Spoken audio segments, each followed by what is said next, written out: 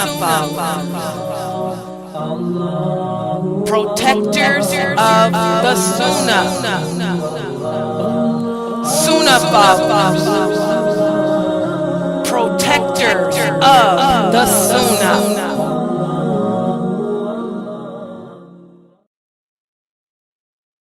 Inna alhamdulillah wa salat wa salam ala wa rasulullah.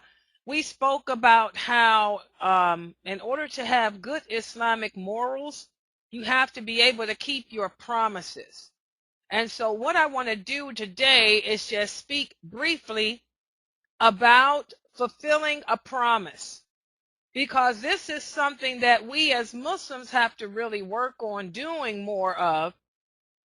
We talked about how the Prophet sallallahu alaihi wasallam said one of the signs of a hypocrite is that he cannot keep his promises. We have to be careful to not go around making promises to do things that we know we can't do. This is to deliberately, intentionally know that you can't do it. And also we have to understand that whenever we do enter into a contract or an agreement, we have to do our best to honor it. That's a sign of faith. To go around breaking your promises, to not honor your agreements, this is a bad thing, guys. So this is what we're going to speak about briefly today, because I just want you guys to understand the importance of it. Again, our Prophet sallallahu alaihi wasallam told us to be careful making oaths, be careful swearing to do things. He said, for example, if a person has taken an oath but sees an aspect of good in something else, then in that case he can break his oath and pay the compensation. But if you don't see an aspect of goodness in another way, then you have to keep your oath. So this is why not only must we be careful making promises to each other, but we have to be careful making promises to Allah. When you make a promise to Allah, you have now sworn an oath. You've taken an oath. Okay? So even when it comes to our dealings with Allah, don't swear to do things that you may not be able to do. But if you do swear to do something that's impossible for you to do, and breaking it would be better, then you can break it, but you have to pay the compensation for it. For example, it is sinful for a man to go to his wife swearing that he will never touch her again. Why would you get angry and swear to your wife that you will never touch her again? This is a bad thing. So you did it out of anger. So you break that oath, but you're going to have to pay the compensation for it. So again, whenever we swear, you're making a promise to Allah. And the simple fact that this is a promise to Allah means you really have to be careful of it. Okay? And again, when it comes to making promises to each other, we want to be careful to make sure that we don't go into agreements or promises that's impossible for us to keep. Okay? And that's something that I just wanted to stress here with you guys. Also, when we talk about fulfilling a promise, fulfillment of promises depends on two factors. With these two factors, fulfilling your promise will be easy. Allah had taken a promise from Adam, for example, that he would not go near the forbidden tree, but Adam forgot the promise within a few days, and he became a prey to weakness and broke it. Okay, so again, guys, in order to keep your promise, you have to first of all have a good memory. And then secondly, you have to be determined to not break it. So say, for example, you promise me that you're going to come to class tomorrow to take the quiz. First of all, don't make that promise unless you have a good memory that you will remember to come to class. And also, you have to be determined that this is something that you want to do. If there's no determination, and if your memory is bad, then you're going to fall in the category of a person who cannot keep your promises. So thus, deficiency in memory and weakness of determination are the two things that causes people to break their promises.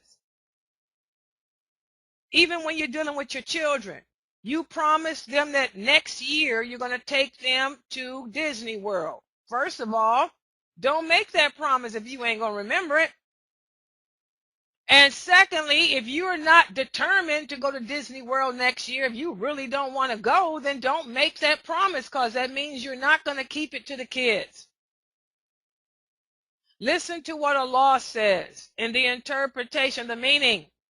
Follow the revelation given to you from your Lord, and follow not as friends or protectors any other than He. Little it is you remember of admonition. Here Allah is talking about how quick we are to forget. Oftentimes we can be advised of things or admonished for things, and then look how we forget. You forget about it a couple weeks later. It's over. You done forgot. Also, Allah says in the interpretation of the meaning, this is the way of your Lord, leading to straightness. We have detailed the signs for those who receive admonition. So again, we have to be careful. Make sure that your memory is good. Don't make promises if you have a bad memory. Don't make promises if you are not determined to keep that promise.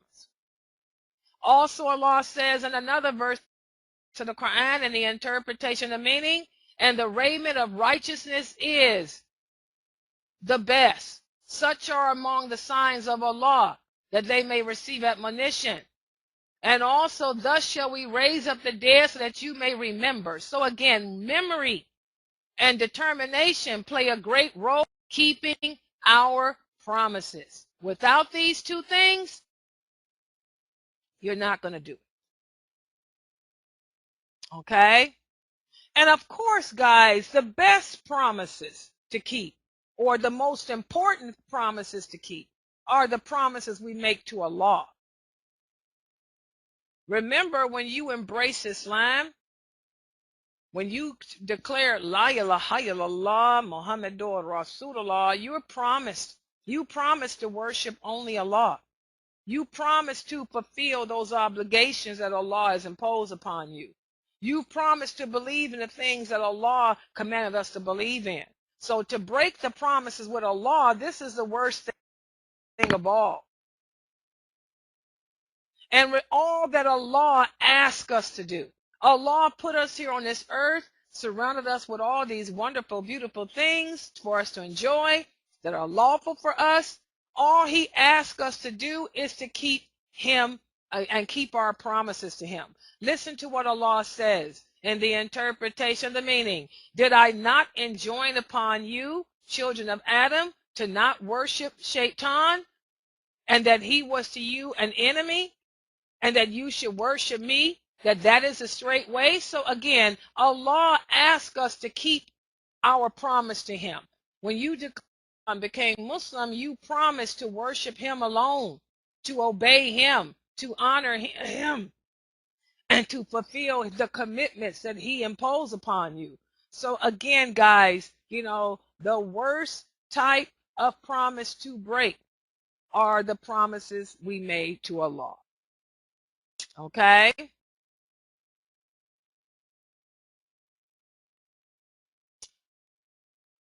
Also, Allah tells us in the Quran in many different verses of how the Jews, they once used to be the chosen people. One of the reasons why they are no longer Allah's chosen people is because they broke their promises to Him. Listen to what Allah says in the interpretation, the meaning. Amongst them are men who made a covenant with Allah, that if He bestowed on them of His blessings, that they would give in charity, and they would truly be amongst those who are righteous. But when He did bestow of His blessings, they became covetous, and turned back from their trust and failed to fulfill their fulfillments. Allah has put a consequence of hypocrisy into their hearts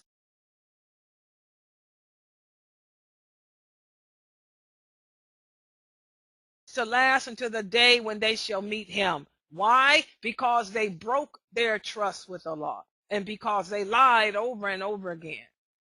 So again, guys, you don't want to be a person who makes promises to Allah and breaks them. Every time you fail to perform your prayers, you've broken your promise to Allah. Hijab as a Muslim woman publicly, you have broken your promise to Allah. When you fail to grow your beard as a Muslim man, you have broken your promise to Allah. And you don't want to end up with the fate that these Jews will have on the day of judgment. Okay?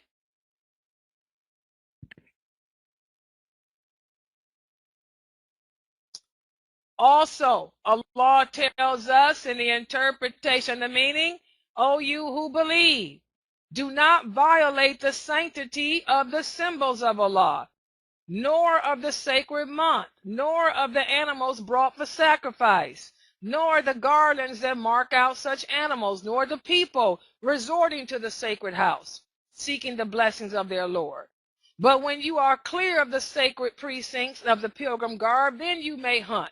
So here Allah is talking about another of commitment, which is making Hajj. Making Hajj, this is an obligation that we owe to Allah.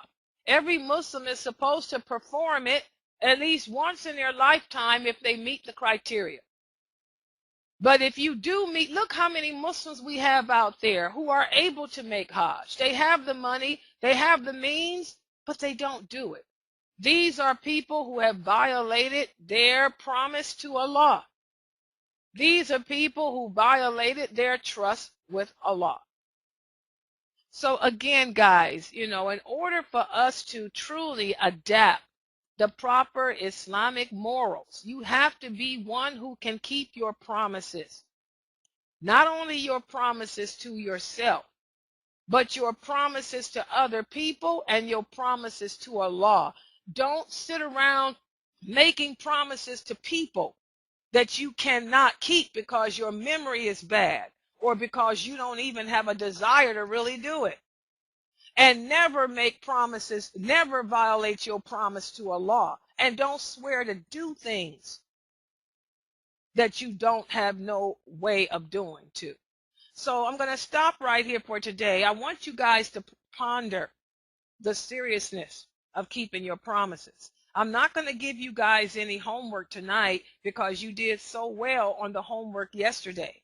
But what I will do tomorrow is I'm going to also throw in a couple of questions. I'm going to give you a quiz on today's lecture on keeping a promise, but I'm going to also on the quiz throw in a couple of more scenarios to determine if a person's narrow-minded or if a person has insight or if a person is suffering from blind imitation.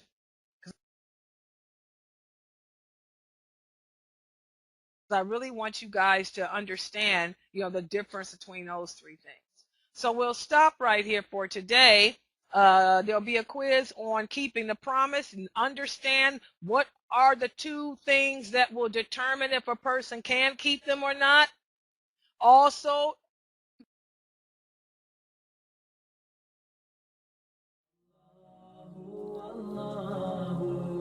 Sunnahfollowers, protectors of the Sunnah.